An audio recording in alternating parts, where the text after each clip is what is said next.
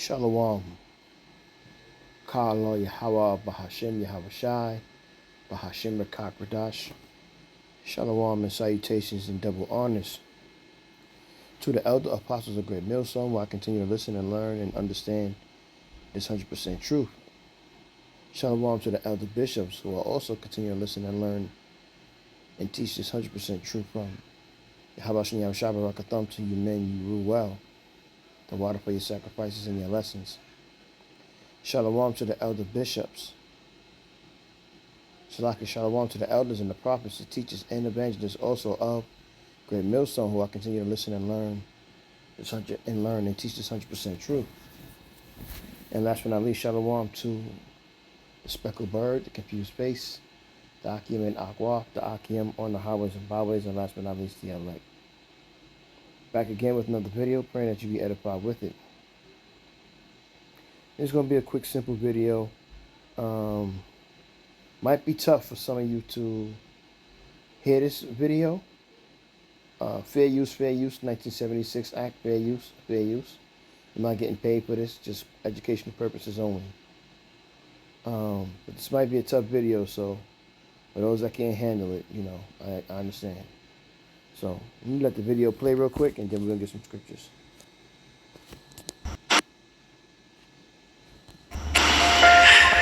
White people often think of lynchings as something that happened in the dark of night when a few rogue characters whisk a black person away and murder them. And maybe that's what's happening today in the lynchings that are occurring today. But historically, in this country, I think we need to be aware of a different reality. Lynchings in American history of black people have taken place in a ritualistic way. There's an order to it. And it looks like this. I'll illustrate with the case of Jesse Washington. Jesse was a 17-year-old kid. He was a farm laborer in Waco, Texas. Texas was notorious for stuff like this. Here's the first part of the ritual. He was accused of murdering a white woman. Her name was Lucy Fryer, and she was his boss's wife. Well, he got a trial.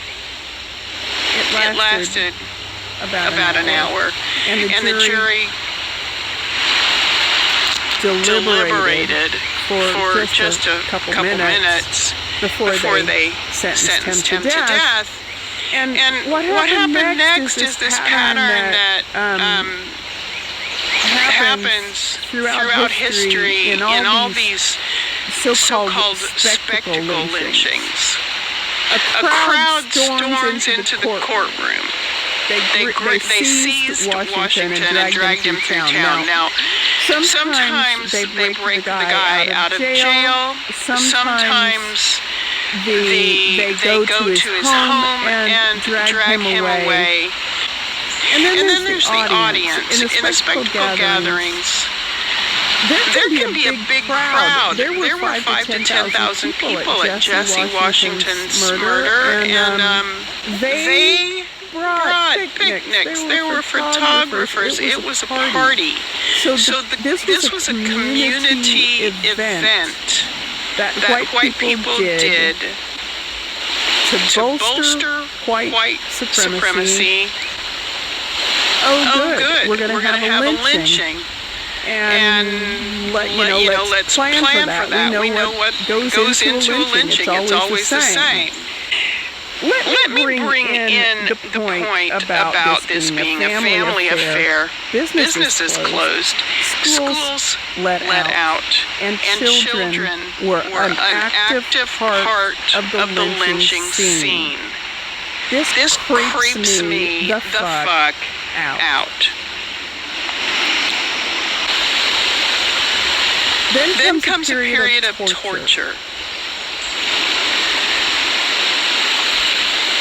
It's rare for someone to immediately be hung to death. Usually there's torture first. In the case of Jesse Washington, this 17-year-old kid, he was hung by a chain over a tree, and then the chain was raised and lowered into a fire below his feet repeatedly for approximately 2 hours until he finally died. During this process, while he was still alive, he would occasionally try to pull himself out of the fire because his body was burning. Well, they didn't like this, so they cut off his fingers so that he could no longer pull himself out of the fire. Families posed for photographs. So after Mr. Washington died, people rushed up to the remains and cut away pieces of Mr. Washington's body as souvenirs. Children participated in the dismembering of the body. Boys pulled the teeth out of his skull to either sell or keep for souvenirs. Now, it is not easy to get the teeth out of a young adult in their prime. They had to use force. They had to have teamwork. And the children did this. Children stood over his burnt body and pried or broke teeth from his skull while adults watched. And then after it was all over, the photographers sold the pictures. They sold the pictures of the murder. It was a public ritual of racial terror that was witnessed, approved, and remembered apparently fondly by an entire community. Our culture, such as it is, devised a system of ritualized murder of black people. Those kids lived on, and they raised kids. A kid who participated in a lynching raised children. And those children grew up. And their children are alive now.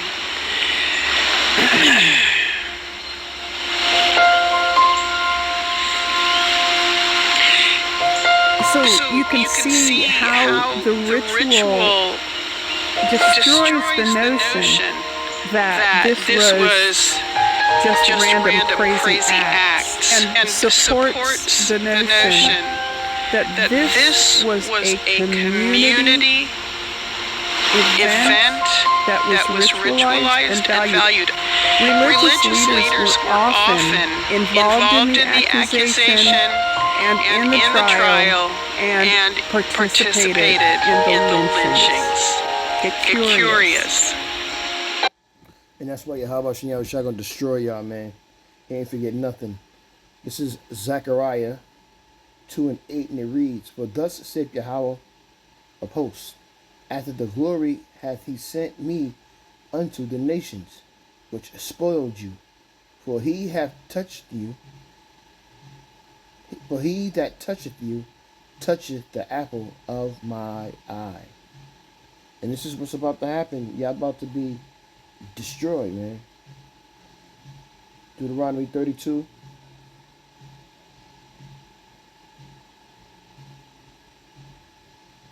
And 9. And it reads, "For the Lord's portion is his people. Jacob is the lot of his inheritance. He found him in a desert land, and in the waste howling wilderness.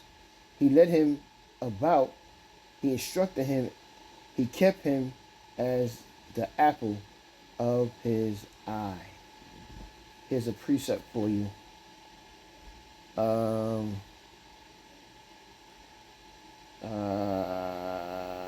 Jeremiah 51:19. The portion of Jacob is not like them, for he is the former of all things, and Israel is the rod of his inheritance. The Lord of hosts is his name. Yahweh Bashem Yahweh Shai. 2 Maccabees 1:2. The Most High be gracious unto you, and remember his covenant that he made with Abraham, Isaac, and Jacob, his faithful servants. He gonna destroy y'all, man. Psalm 17 and 8, and it reads, keep me as the apple of the eye. Hide me under the shadow of thy wings. From the wicked that oppress me, from my deadly enemies who compass me about. Yeah, how about Rashad is about to get ready to pass a heavy judgment on you devils, man. And information continues to pop up about what you have done. See, you want everybody to forget about what you've done. But Yahweh Shah has not forgot about what you've done. You're going to pay for it, man. Isaiah 54:17. No weapon that is formed against thee shall prosper, and every tongue that shall rise against thee in judgment thou shalt condemn. This is the heritage of the servants of the Lord, and their righteousness is of me, saith the Lord. Yeah, a lot of people gonna have to pay for what they done, man. A lot of people.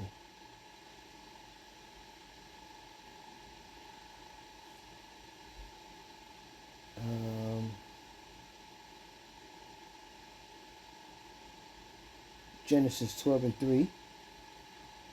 And I'm just running through some scriptures I had. I just wanted to play that video, man. 12:3. Genesis 12:3. And I will bless them that bless thee, and curse them that curse thee, and in thee shall all families of the earth be blessed. But we know you ain't do none of that yet. Isaiah. Back to Isaiah 45 and 15. Salaki 49 and 15. Can a woman, Isaiah 49:15, can a woman forget her suckling child, that she should not have compassion on the son of her womb? Yea, they may forget, yet will I not forget thee. Behold, I have graven thee upon the psalm of my hands. Thy walls are continually before me. The Habashan Yahushua has not forgotten nothing you devils have done, and you're going to get ready to pay for everything that you've done. This is Jeremiah 30:16. And it reads, therefore all that devour thee shall be devoured, and all thine adversaries, every one of them, shall go into captivity, and they shall spoil thee, and they that spoil thee shall be spoiled, and all that prey upon thee will I give for a prey. So the Habashan Yahshua is about to get ready to avenge us, man. We ain't got to worry, man. We're about to get up out of here. 2 Thessalonians 1:6. Seeing it is a righteous thing with the Most High to recompense tribulation to them that trouble you. Jump down to 8. And flaming fire, taking vengeance on them that knoweth not the Most High, and that obey not the gospel of Yahweh. Salaki of our Lord, Yahushai Hamashiach. This is a good one. I like this one of a time. Sirach. Because you got to understand, too, even though she was giving you the understanding, judgment goes out every day, including on us. And these things, you don't know what the young man had did in his past life before this punishment had to happen, but every punishment has been happening, man. Sirach 39:28. There be spirits that are created for vengeance, which in their fury lay on sore strokes.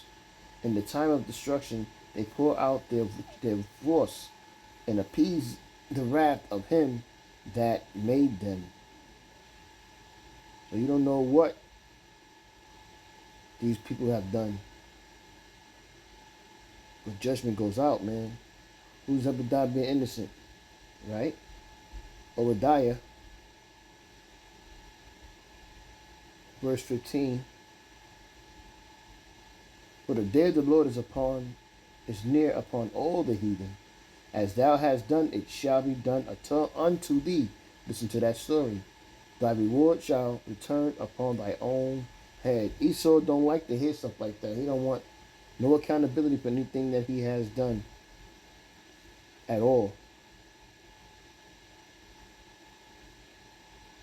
2 Esdras 15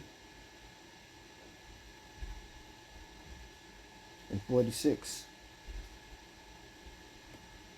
And thou, Asia, that art partaker of the hope of Babylon, and art the glory of her person, woe be unto thee, that wretch, because thou hast made thyself like unto her, and hast decked thy daughters in whoredom, that they might please and glory in thy lovers, which have always desired to commit whoredom with thee.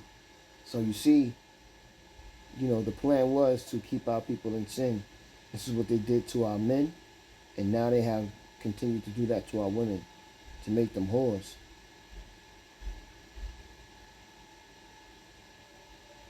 There's something I wanted to run through real quick, man. Romans 8 and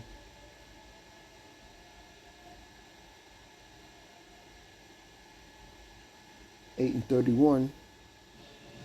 And it reads, what shall we then say to these things? If the Most High be for us, who can be against us? He that spared not his own son, but delivereth him up for us all, who shall he not with him always also freely give us all things? Who shall lay anything to the charge of the Most High's elect? It is the Most High that justifieth. Only the elect are going to be saved this time around, and everybody else is going to suffer. Okay. So I hope this story touched you. You were edified with the scriptures that I brought out. With that, I'm gonna say a Baba Kushaba Shalom.